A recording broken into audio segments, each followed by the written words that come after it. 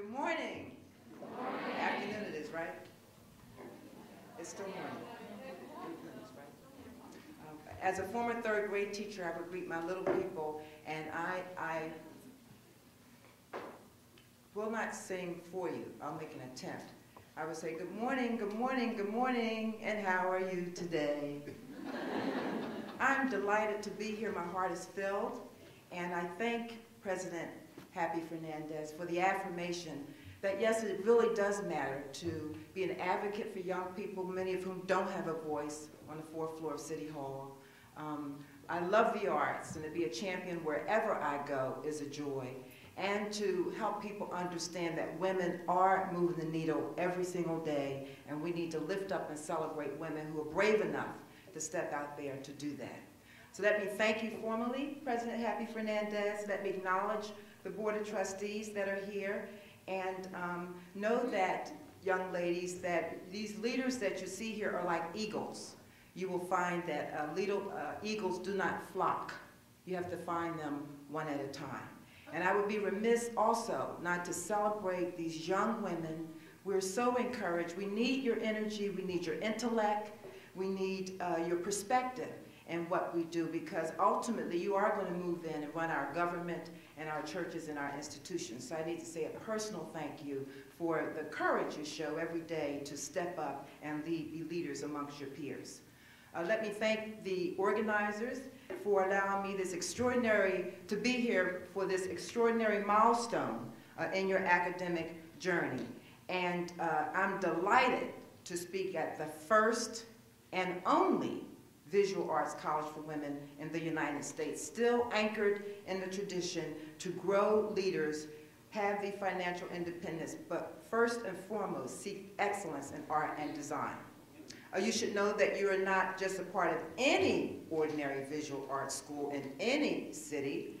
Through a combination of our cultural assets, we do have elected officials who get it when it comes to the arts, and Philadelphia is well established as an arts and cultural destination city, a place where artists thrive, creativity is celebrated and embraced, and artwork is a commodity. And you can see this and taste this, yes it is.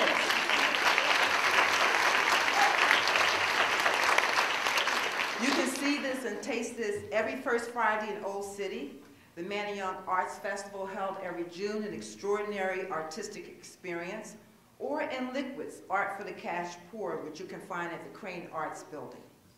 And you might ask, where does the Moore College of Art and Design fit into this glorious picture? Well, I went to the Philadelphia's Chief Cultural Officer, I call him the Czar, Gary Stewart, Director of the Mayor's Office of Arts and Culture and the Creative Economy, and he had the following to say about your soon-to-be alma mater. I quote, "One of Philadelphia's greatest assets is our incredible wealth of world-class arts schools. This includes the Moore College of Art and Design. But not only is Moore a great training ground for artists, it helps fuel our creative economy by employing professional artists as instructors, presenting highly regarded exhibitions, and hosting important talks and seminars open to the public. Moore College of Art and Design helps add cultural vitality to our renowned Benjamin Franklin Parkway." It is a gorgeous strip of land, is it not? Moore College of Art and Design is, in short, one of the city's greatest cultural and academic assets. I agree. To the parents, to those who are responsible for you being here, the late former Supreme Court Justice Thurgood Marshall once remarked, and I quote, "None of us get where we are solely by pulling ourselves up by our bootstraps. We got here because somebody, a parent, a teacher, an Ivy League crony, or a few nuns, bent down and helped us pick up by our boots," end quote. So on days like today, students, we must be forever mindful of this fact, and I think it's so important to reflect on those who sacrificed to make sure that you were here. You are here. Thank these individuals. Soon your lives will be incredibly demanding, so pause while you can and take a few moments and tell them, write them, and let them know you appreciate them getting you started on your academic journey. I know a little bit of something about dreams, and I want to commend you for following and chasing your dreams. And as you go after them and allow them to unfold, choose to be students of the Moore College Art and Design who make things happen. Avoid being a part of the crew that watches things happen. And of course, none of us wants to be a part of the club that doesn't have a clue about what's going on. So please, jump in. Even if you're shy, you'd be incredibly impressed how the one right next to you is also a little shy about jumping in. Know that throughout history, women have been at the forefront of making our world a more beautiful place. We all know that women have been pioneers, not only participating in the dialogue, but shaping the dialogue and serving as leaders of the discussion. It was a woman who was responsible for the ultimate creation of the National Endowment for the Arts, the now United States federal agency that supports funding for projects exhibiting excellent artistic effort. Her activism, her leadership, her ideas led to the eventual creation of the United States Department of Arts and Humanities in 1961. And this First Lady, Jacqueline Kennedy Onassis, put more emphasis on the power of arts and culture than any of her contemporaries. She thought it okay to effectively use the White House as a place to showcase the arts. Right here in Philadelphia, we have a woman that is responsible for over 3,000 public murals throughout the city of Philadelphia. Jane Golden, a contagious, energetic butterfly, former mural artist during the 1980s, is now the director of the internationally renowned, recognized Philadelphia Mural Arts Program. You should know this little-known Philadelphia history fact, that we have more public art in the city of Philadelphia than any place else in the world. She's the recipient, yes, that's right. She's the recipient of the Philadelphia Award, often referred to as our own local Nobel Prize of Philadelphia. She is a leader with bold vision. It was a woman who led the Greater Philadelphia Cultural Alliance to become a national model, an organization that your president serves on. The late Peggy Amsterdam, former president of the Greater Philadelphia Cultural Alliance, used her passion, her tenacity and advocacy, and her talent to become one of the most powerful voices in this city on the arts. She, with her effort and team effort, prevented the elimination of Philadelphia's cultural funding in 2008. And 2 months after her passing, this past December 2009, she successfully led a statewide campaign against an arts tax. It was a woman who orchestrated the model revival of the Philadelphia Museum of Art. In 1982, the late Anne Hardecourt became the first woman to even head a major museum with a budget of $25 million. Her groundbreaking work put Philadelphia on the world stage. She later turned down offers to leave our city. Thank God we were able to keep her. But she was offered opportunities to lead the Museum of Modern Art in New York City and the National Gallery of Art in Washington, D.C., but she chose to stay in Philadelphia. I am one of the thousands of citizens in this town who miss her.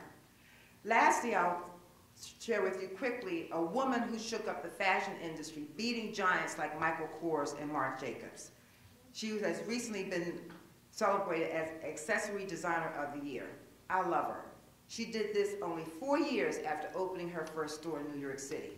She also got her start here in Philadelphia at an all-girls school. Her name is Tory Burch. So those are examples of women who've led the way. So what do I ask of you as you design your dream over the next 48 months? First, I would urge you to be an ambassador. Help this institution elevate the value of arts and culture in our city. Magnify Moore College of Art and Design's Young Artists Program. Become an ambassador for this school.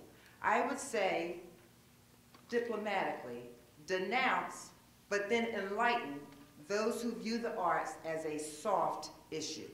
Make them aware that arts and culture is how we grow. It is an engine for our economic growth. It has the power to elevate lives and the power to educate. We own it, and therefore it has power. As you design your dream, and Mo said it first, dwell in the space of possibility. My favorite book of all time is called Move Ahead with Possibility Thinking by the Reverend Robert Schuller. I read it my last semester in graduate school at Penn State because I had to figure out what I was going to be about when I grow up. Impossibility thinkers make swift, sweeping passes over a proposed idea, scanning it with a negative eye, looking only for the distasteful aspects. Impossibility thinkers look for reasons why something won't work instead of visualizing ways in which it could work. So they are never inclined to say no, or they are always inclined to say no to every proposal, never giving the idea a fair hearing. With a sweeping, unstudied, sometimes irresponsible assortment of reasons, Mr. Schuller states, impossibility thinkers say why it can't be done, or why it is a bad idea, or how someone else tried it and it failed. And then this is the usually clinching argument. How much will it cost? I urge you, nudge you to say, dwell in the land of being a possibility thinkers. Possibility thinkers resemble the hummingbird, who look for and find honey often in the most unlikely places. They keep on striving until they climb over, find a pass through, tunnel underneath, or simply stay and turn a mountain into a molehill. Possibility thinkers are resourceful people.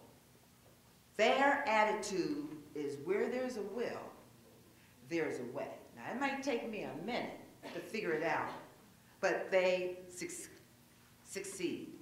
They have trained themselves to look only for the possibilities in all aspects of life.